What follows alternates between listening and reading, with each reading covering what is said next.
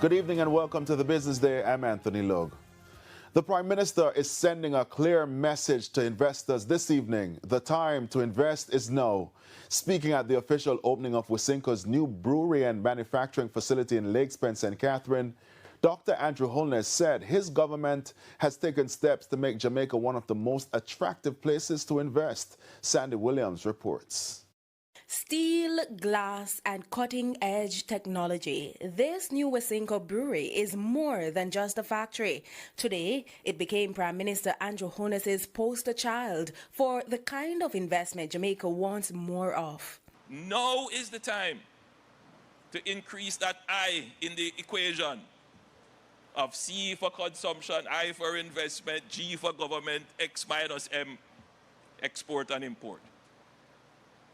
Let's expand the investment, but not just any kind of investment. You want cutting-edge investment. Dr. Holness framed the expansion in simple economic terms: consumption, government spending, exports, but made it clear that investment is the engine Jamaica must now supercharge.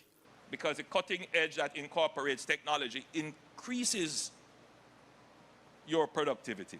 He pointed to the 2025-26 budget as the signal to act, highlighting a new accelerated capital allowance regime aimed at lowering the cost of expansion and improving cash flow for businesses willing to modernize.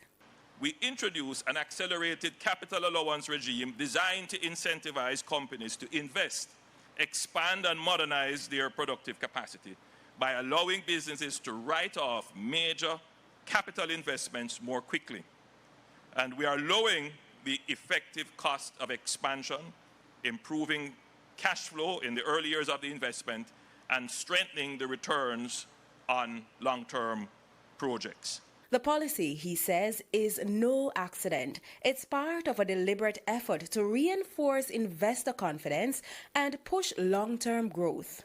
This is exactly the type of forward-looking, pro-growth policy environment that supports decisions like Wisynco's new brewery facility. And the challenge didn't stop with one company. I use this opportunity to encourage other firms, other investors who are thinking about it to let's just do it now. Because the government policy and environment supports these long-term capital investment decisions. Meanwhile, Chief Executive Officer of Wisynco Group, Andrew Mahfood, says the $35 million investment will significantly expand the company's production capacity while positioning it for long-term growth.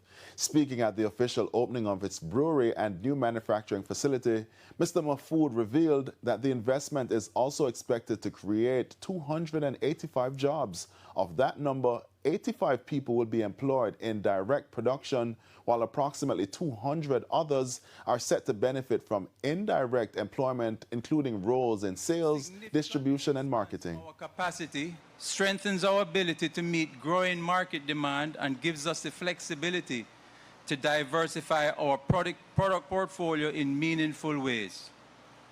Additionally, and most importantly, it positions Wisynco within the brewed categories: beer, stouts, and malt, ready-to-drink Worthy Park mixed rum-based beverages, and in the ginger wine category via our associate Select brands and their ownership of the Stones brand, which is now made here at Lakes Penn for export and local consumption. The brewing market in Jamaica has the potential to double or even triple in the years ahead. According to Mr. Mahfood, Wisynco will play a critical role in expanding the market reach. Patrick Hilton has been appointed the new president of the Private Sector Organization of Jamaica. The former president and CEO of NCB Financial Group succeeds Metriciaga, who completed a 3-year term marked by strong private sector advocacy and institutional strengthening. With more than 30 years of experience in banking and finance, Mr. Hilton is widely credited for leading NCB Financial Group to become the largest and most profitable financial institution in Jamaica and the English-speaking Caribbean. The PSOJ says his leadership will be key as the organization advances its advocacy agenda focused on productivity, competitiveness, and sustainable economic growth. The JSE index advanced by 8,196 points, while the junior market index declined by 54 points.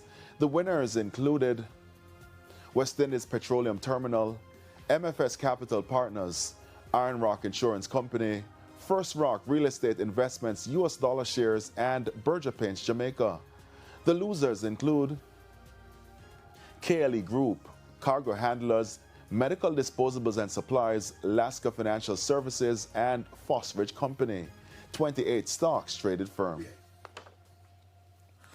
Foreign exchange trading ended with Bags and Cambio selling the US dollar for an average $158.66.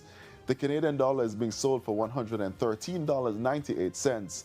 The pound is going for $211.07, while the euro is selling for an average $183.95. And that's the business day. I'm Anthony Lugg. News from overseas after the break.